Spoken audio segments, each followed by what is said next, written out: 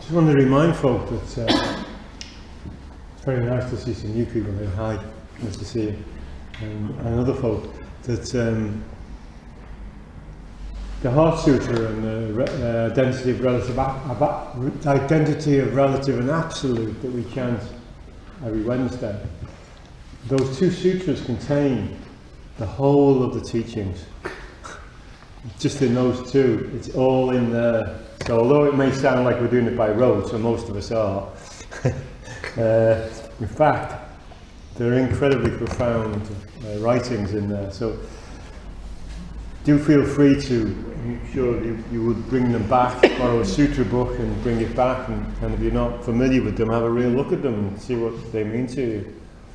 They are available on the website. Oh, they're on the website as well? Resources section. Oh, right, so you could just cut and paste and... Okay. So tonight, unusually, I'm going to do a koan, and it's a really simple one. It's probably the most simple koan that's in the whole of all the collections. It's only 2 lines. So a monk said to Tozan, "What is Buddha?" And Tozan said, 3 pounds of flax. That's it. So Tozan said to monk said to Tozan, "What is Buddha?" And Tozan replied, 3 pounds of flax. So there's not a lot to talk about really, is there? I don't know how I'm going to talk about 3 pounds of flax for a little while. But before I get going, anybody got any take on this? It's a paradox. The paradox? To the point of stupidity. Why is it a paradox?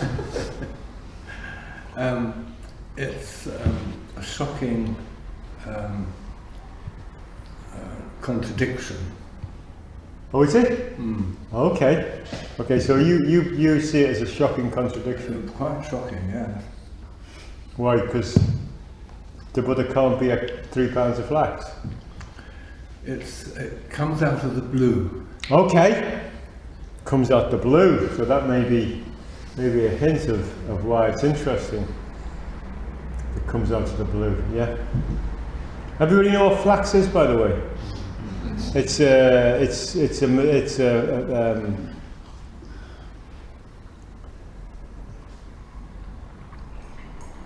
used to make it's like it has the quality of linen, and they use it to make summer clothes. So it's like a lightweight material, or a material that's made out of flax. It's quite lightweight.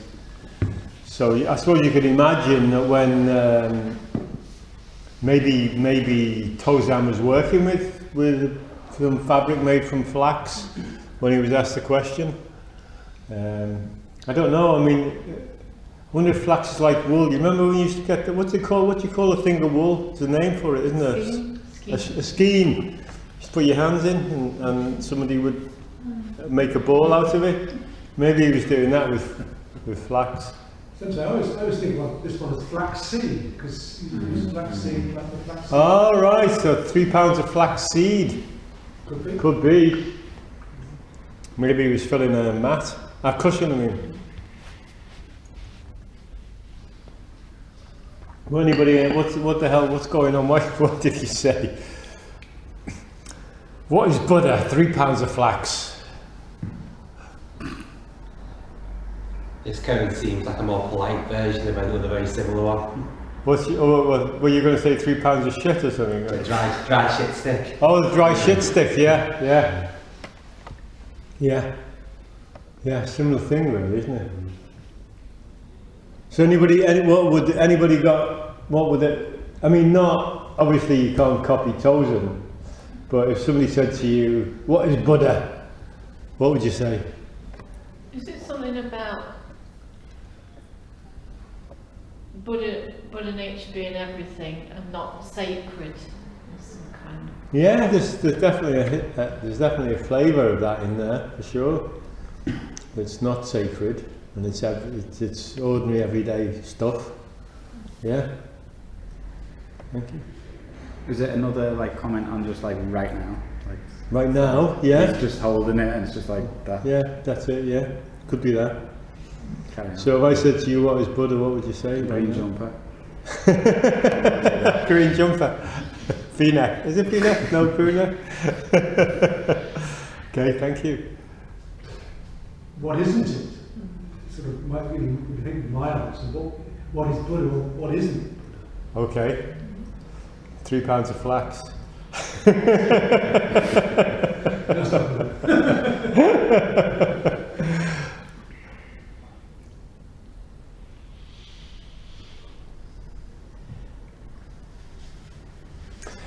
One thing that gives a bit of a clue that you wouldn't know, that I didn't know until I read a commentary on this, is that in kanji, or the kanji for 3 pounds of flax is one symbol, and when you say it, it's one sound. It's not like 3 pounds of flax. If you say it in Chinese, it's one sound, so it's much more immediate. So, and when you write it down, it's just one symbol. So his answer is just a one word for us, one sound. So it's a bit like a slap in the face, isn't it? It's kind of like I was saying, it's like a sharp shock. Yeah. It's kind of like, get out of your head, stop thinking. Stops you dead, doesn't it? Yeah, that's right. Okay, the other interesting question that you may not have thought of in this, because it kind of can pass you by easily, but he says, what is Buddha? He doesn't say, who is Buddha? He says, what is Buddha? So, who is Buddha would imply who is the traditional, Shakyamuni Buddha, the historical Buddha. But he doesn't say that. He doesn't say, who is Buddha? He says, what is Buddha? So what's the difference between what is Buddha and who is Buddha? What is Buddha and who is Buddha? What's the difference? Not restricted to being human. Yeah. Not restricted to that specific human, Shakyamuni. Yeah. So does anybody know what does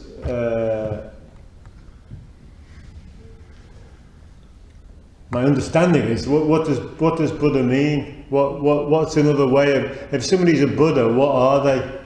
I mean, we're all Buddhas, I know, but there's a particular way of describing, say, Shakyamuni Buddha. They said he was the what?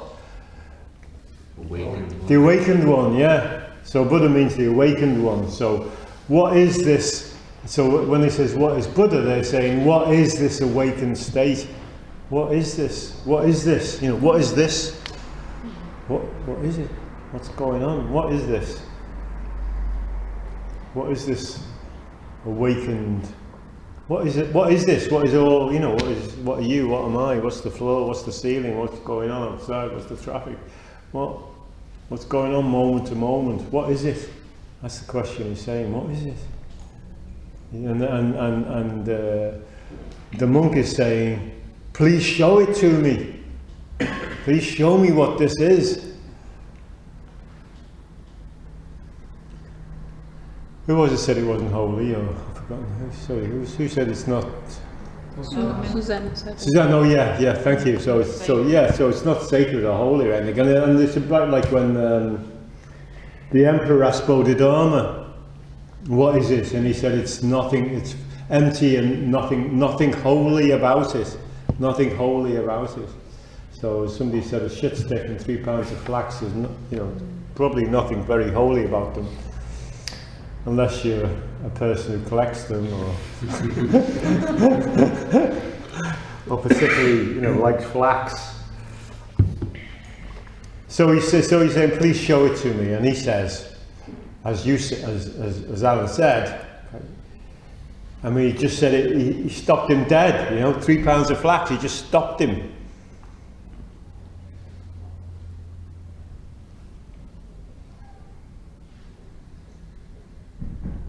So if I said to you again, what is this? Please show it to me.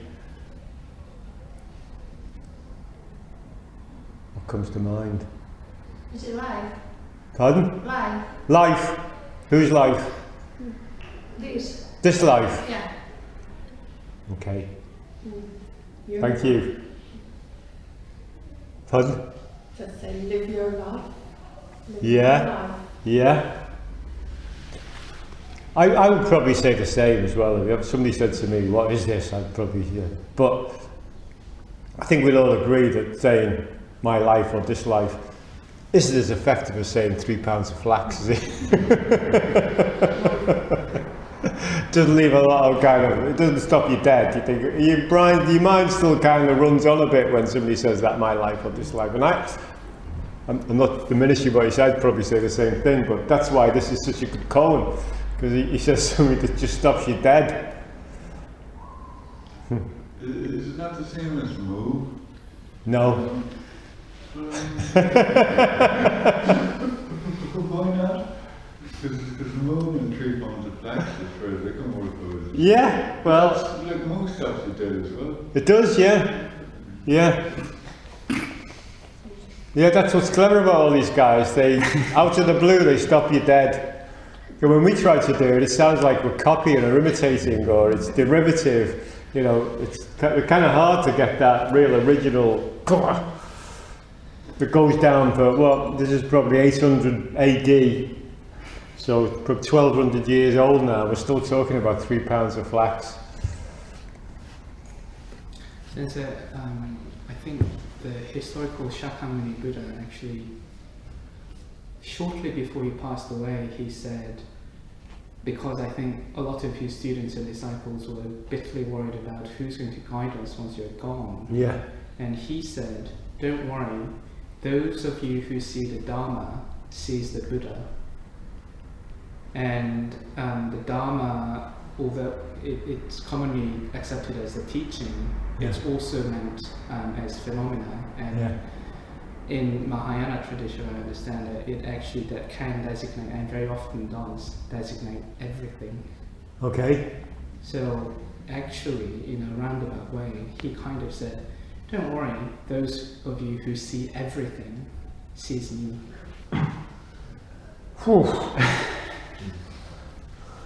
Very nice having an academic here. You know, I'd be so dissatisfied if somebody said everything. Fair enough. Wouldn't you? I'll go read this.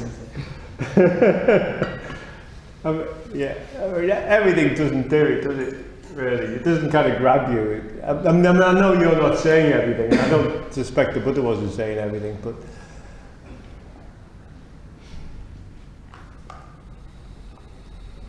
Could it have been that it didn't really matter what he answered? It was more the fact what he was saying really stopped him in his track, because the question itself was more the wrong question, because having the question in the beginning was just not the way to find what he was looking for. He was looking more on the intellectual level by asking the question rather than looking on the inner level by seeing what it was he's looking for. it would be wonderful if we could find what we're looking for. And it's the paradox of the whole of a tradition like Zen, is that what you're saying, it's a transmission without words. It's a tradition in which probably more words have been written than almost any other. So that is a difficulty. But we talked about before that in order for us to talk about it in a relative sense, and it's the only way we can, we have to use words. So we immediately are bringing a dualism into something that actually can't be cut in two. But we do have to use words. Yeah, as a basic form of communication. Yeah, we can't avoid it, and so, to kind of move on and to get some clarity, it helps us to speak. Yeah. But as you say, it doesn't do the job, really. Which is why something like this does do the job, because it kind of cuts the conversation. There's not much you can say about 3 pounds of flax. So I've taken a quote out of somebody else's commentary on this, and it kind of sums it up really. When this is something another teacher said, an ancestral teacher, not contemporary teacher.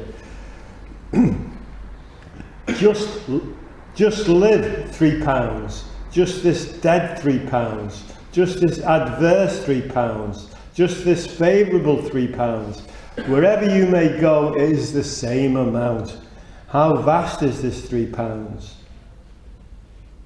And then there's a Zen poem which says, what is Buddha? 3 pounds of flax, he answers, not increasing or decreasing, just as it is. So, by giving it a kind of definitive weight and saying this is it, 3 pounds, it's from the perspective of the question being asked, what is Buddha, which is from the non-dual perspective, it is neither increasing nor decreasing. It's neither right nor wrong. It's neither good nor bad. It's not dualistic. So 3 pounds of flax just goes through all that. It just is. It just is.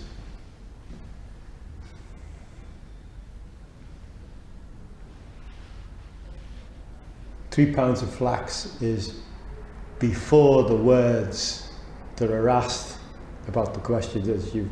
So 3 pounds of flax, if you like, is before even the question of what is Buddha.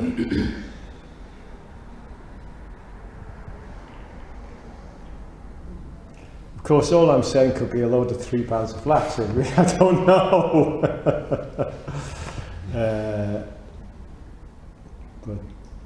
So when it talks about, you know, it's neither adverse nor favourable. It's neither alive nor dead. What is it? How is it? What's the 3 pounds of flax representing?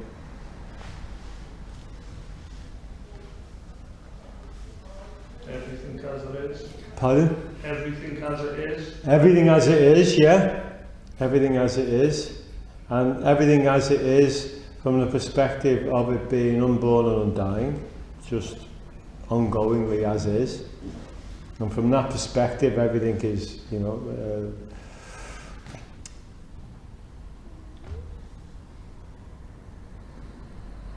are equal. I mean, mountains are bigger, higher than valleys, but in terms of the unborn, undying, are equally important. Small person's as good as a big person, or as bad. So this is the non-dual perspective that we all miss. Because we all mainly live in the relative.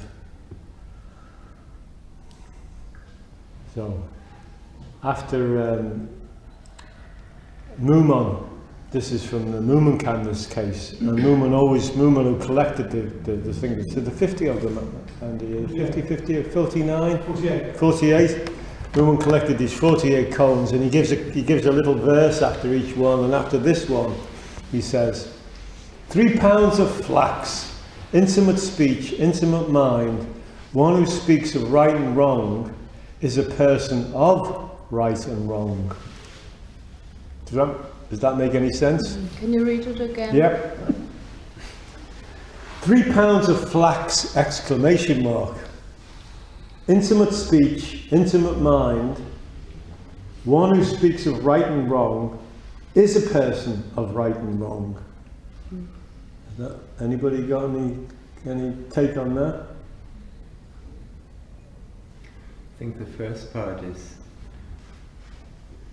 something direct that comes out without right or wrong. Yeah. And it's intimate. It's intimate. Yeah. It's like completely part of him. Yeah. When you start putting right and wrong on it, you lose it.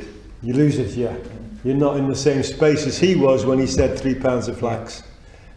Yeah. You're not in the same place as Tozan. As soon as you say something's right or wrong, you're not in the same place. So what in this verse he's saying is that all of us are subject to seeing things from the perspective of right and wrong. And if we do see things from the perspective of right and wrong, then there is right and wrong. Isn't it right and wrong? And we all take it for granted, don't we, that there is right and wrong? There isn't. Is that right? That we all assume that there's right and wrong? Yeah. We have to live that way. We have to live that way. Yeah, 'cause we have to function. We have to move in the world. Yeah. We have to make those choices. Yeah. But if you believe in right and wrong, then you have to ask yourself the question: who's the adjudicator? Who decides? Where does it arise from that something's right and wrong? Who makes the decision? I'm trying to live the right way, but everyone else, well, people in my life think I'm living the wrong way. Yeah. And Is that right? Yeah. I mean, you're wrong, yeah. Right now, for me. Is that right? That's interesting. I'm trying to do what I think is right. Yeah. Based on, how I've been conditioned to think that way, but other people think it's wrong. Yeah. So, does that make me right, or are they wrong? I give in. It's really difficult, No, it is. It's cultural, it's social, it's time-based. Political too. Pardon? It's political. And it's political, it's all kinds of things, yeah. So what Mumonkan's saying is that from an absolute perspective, there is no right and wrong. Because in the absolute, there's no separation, everything is interconnected, there's no thing outside of the absolute. There isn't anything possible to be outside of it dictating that this is right and wrong. So could you answer what is Buddha, Donald Trump? Yeah, that would be fine. Whether